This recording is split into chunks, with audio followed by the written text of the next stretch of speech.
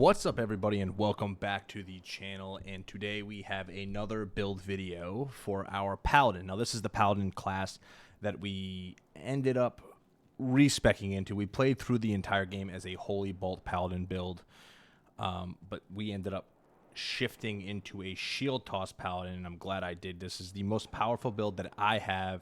This is the one that I run. Once again, just like the Werebear, it's not maxed out by any means whatsoever, and just in case you don't know from the title, this is Diablo 2 ReModded. So let's get into it. We'll go over the skill tree first, stats, and then we will go right into the gear. So let's get into it.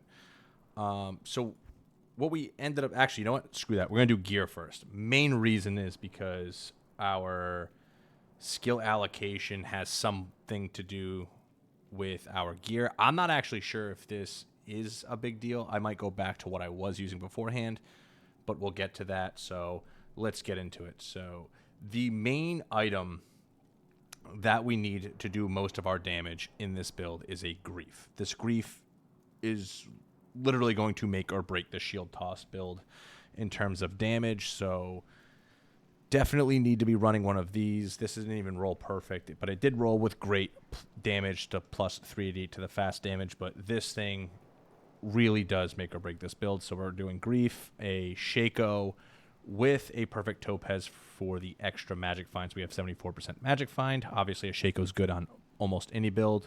A High Lords for the +1 to skill and the extra lightning resist. This shield is what made me switch into a Shield Toss Paladin, and that's because it has the +2 to Paladin skills. But the main thing is +6 to Shield Toss. So those were two huge things. I also augmented it with the reduce enemy physical immune by 10%. We also got mana and life stolen per hit, which is a huge component to this build as well. And then I made it 4-socketed, put a little bit of a rainbow gem set up in there to get +65 all res on there, which is huge. We are running War Travelers. These are the same ones that were on my Druid. Whatever one I'm running, I go back and forth because these rolled, like I said, 49% on the magic find. We added 3 topazes for that 121% magic find, which was huge. We're running a BK for the +2 skills and the 5 life stolen per hit. I also slotted it with a Sapphire to get 40 cold res because we were lacking in that department. This one is also running an IK, mainly for the dual res and the strength. A Raven Frost for the cannot be frozen.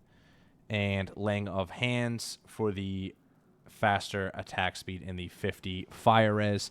I did put 3 perfect emeralds in here just to see if that 300 poison damage over 7 seconds, because it is a physical build, and life and mana stolen per hit and also attack speed matters. I wasn't sure if the poison damage would have an effect. I haven't actually figured out if it does, because it usually kills things so fast that you can't tell for the poison damage. And then for our armor, we are running a principle. This one was more or less of a test. I wanted to see if the 100% chance to cast the level 5 Holy Bolt on striking worked with the Shield Toss. It does. I'm not sure how much damage it does. I did end up allocating some skill points into the synergies for Holy Bolt. Basically leftover points there. So I don't know if it does enough to make a difference. It does shoot them, but it doesn't shoot them like ReModded does, where it can shoot 9 at a time. It's just the single bolts. Makes it kind of interesting. Before this, I was running Chains of Honor. I may go back to Chains of Honor, but we also get the +2 to Paladin skills here and some dual res, so there's nothing too bad about that. Let's hop over to our Mercenary. On our Mercenary, we're running an Act 5 Mercenary, to be exact, mainly because of the weapon. So we have a Vamp Gaze for the life and mana steal. We're using an Eye of Etlich for the life steal. The Grandfather Colossus Blade. And this was huge because I needed that level 13 reduced physical resist aura when equipped to help with the Shield Toss physical damage against physical resist and physical immune monsters. So this was a big weapon find. I believe this can roll up to level 20, so we can definitely get a better version of this. But this is the only one I've found, and it was huge. Duriel Shell, great mercenary armor for the all-res. Definitely can upgrade his armor at some point as well. We're using Venom Grips mainly for the Crushing Blow and the Lifesteal. Raven Frost, so he has Cannot Be Frozen, and IK Belt for him as well for the dual res.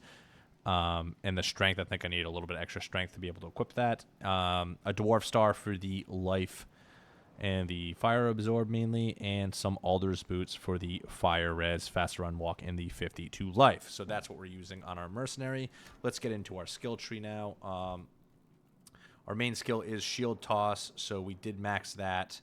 We maxed Shield Glare,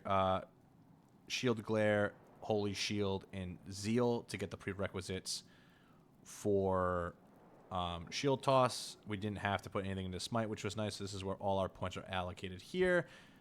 Fanaticism, I don't really see that big of a damage boost, but I do believe attack rating does matter. So this was mainly for the attack speed and the attack rating boost.